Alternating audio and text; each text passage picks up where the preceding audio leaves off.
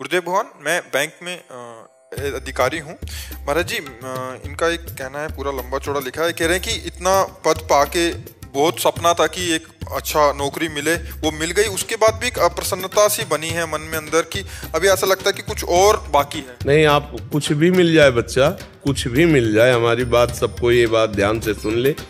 जितना रुपया चाहते उससे अधिक रुपया मिल जाए, जितना सुंदर शरीर चाहते उससे सुंदर शरीर भोगने को मिल जाए, हर चीज मिल जाए, पर जब तक भगवान का भजन नहीं करोगे तब तक तुम्हें शांति नहीं मिल सकती। तब लग कुशल न जीव को सपने हो मन विश्राम, जब लग भजत न राम को शोक धाम तज काम। भजन में वो पावर है जो आपके मन को निश्चल कर देगी। शांति, जो हम शांति चाहते हैं वो सच्चिदानंदमयी चाहते हैं, पर हम ढूंढ रहे हैं माया में। तो सच्चिदानंद शांति माया में कहाँ मिले? आप खुद अनुभव करो। आप मान लो सरकारी नौकरी पा गए तो आपके पास सारे भोग हैं, पर तृप्ति तो नहीं है ना। तृप्ति का मतलब होता है अब कछु नाथ न चाहिए मोरे। ये तो वही बोल सकता है जो भजन में लगा है, अन्यथा नहीं। इसलिए भजन भी करते जाओ और सांसारिक करते। साथ के जो ऑफिसर्स हैं वो कहते हैं कि कितना भी प्रमोशन ले लो, लाइफ में कितना भी आगे बढ़ जाओ, पर क्षमता बनी ही रहती है, असंतुष्टि बनी ही रहती है। हाँ, बिना भगवान का भजन किए अगर भजन करोगे तो संतोष रूपी धन आ जाएगा, शांति, आपके हृदय में एक शीतलता, एक आनंद। यही तो हम कह रहे हैं। महाराज जी, बचपन में हमने सुना था कि सपना होता है, ड्रीम होता है डॉक्टर बनना, कलेक्टर बनना, बड़े बड़े पद पाना, और वो पाने के बाद भी वैसे ही निरंतरता। बिल्कुल बिल्कुल बिल्कुल। हाँ, जब हमारे अंदर की मन की बात जांची जाए ना, तो ये पहले 100 चाहता है, 100 रुपया मिल जाए तो 1000 चाहता है, 1000 मिल जाए तो लाख चाहता है, लाख मिल जाए तो करोड़ चाहता है, करोड़ मिल जाए तो अरब चाहता है, अरब मिल जाए तो ये कभी रुकेगा नहीं। ऐसे ही ये भोग लें, ये भोग लें, ये भोग लें, अशांत रहता है। अगर वो शांत होता है तो भगवान का चिंतन, भगवान का भजन, भगवत लीला कथा सुनो, सत्संग सुनो और नाम जप करो और सारे कार्य भगवान को अर्पित करो, तब बच्चा शांति मिलेगी। भगवान, मेरा एक अंतिम ड्रीम बच गया है। मैं अब चाहता हूँ कि मतलब माता रानी की, राधा रानी की चरणों की सेवा भक्ति करूँ। आपको गुरु रूप में मैंने स्वीकार कर लिया। माता रानी ने ही 2 दिन पहले आपके लिए भेजा तो बहुत मैं घर पे रोया था। मैंने सब चीज छोड़ के अब एक अंतिम ड्रीम मैंने बना लिया है कि आप एक बार, मतलब मैंने आपको गुरु मान लिया, आप एक बार कह दो कि तुम मेरे शिष्य हो, निरंतर नाम जप।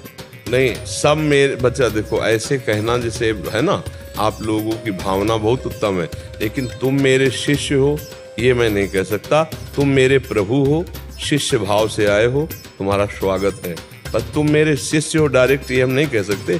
तुम मेरे प्रभु हो, इस रूप में आए हो, ये हम कहकर प्रणाम करते हैं आपको। और जो आपका प्रश्न, जो आपको आवश्यकता है, जो हमें गुरु प्रताप से मिला है, वो आपको देने के लिए तैयार है। अपने मुख से कह दीजिए कि हाँ ये निरंतर जपो, कोई रात जो भी। हाँ, अब देखो, जब हम अपनी बात हृदय की कहेंगे तो हमारा जीवन धन राधा राधा राधा राधा राधा राधा राधा वल्लभ श्री हरिवंश जपो या राधा राधा जपो, जो तुम्हें प्रिय हो इसमें खूब जपो, ये हमारा जीवन है।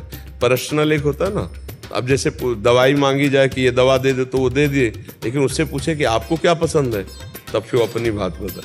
तो ऐसे ही भवरोग की दवाइयाँ बहुत से साधन हैं, लेकिन जब पूछे आपको क्या पसंद है, तो राधा नाम है जीवन हमारा, राधा नाम प्राण आधार है, राधा नाम है कर्ता विधाता, राधा नाम पालनहार है, राधा नाम हम सबका पूज्य है, राधा नाम का पूजन करें, राधा नाम के ही ध्यान से हम शुद्ध अपना मन करें, राधा नाम के जप ध्यान से प्रेम बढ़ता जाएगा, राधा नाम ही हमें प्रेम में निकुंज में पहुंचाएगा। ये पूरी पूर्णता इसी से आ जाती है। राधा नामैव कार्यम हिनुदिन मिलतम साधना की स्फोटी। जो राधा राधा ऐसा रटते रहते हैं, करोड़ों साधनाओं का फल त्याज्य हो जाए, ऐसा प्रेम प्रकाशित हो जाता है।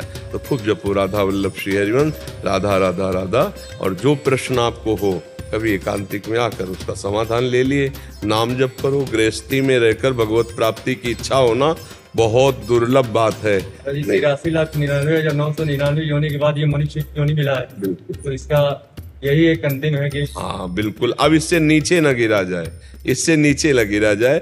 अगर अवसर भी मिले तो अगला जन्म हो और हम फिर भजन करें, अगर हमारा अधूरा रह जाए, पर हम ऐसे जन्म न ले सुअर कुत्ता के कि जिसमें हम भगवान का भजन न कर पावे। फिर जन्म मिले, जैसे इतनी ऊंचाई में आ गए, अब इससे नीचे न गिरा जाए।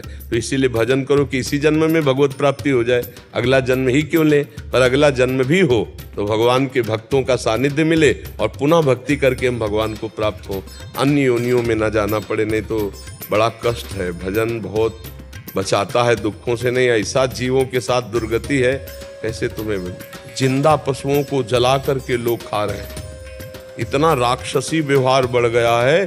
जिंदा ऐसे पशु को जो वो तड़प रहा है, घंटों में मर रहा है, और इसके बाद वो जिंदा पशु क्या करते हैं, उनको साथ साथ फल क्यों नहीं देता फिर भगवान?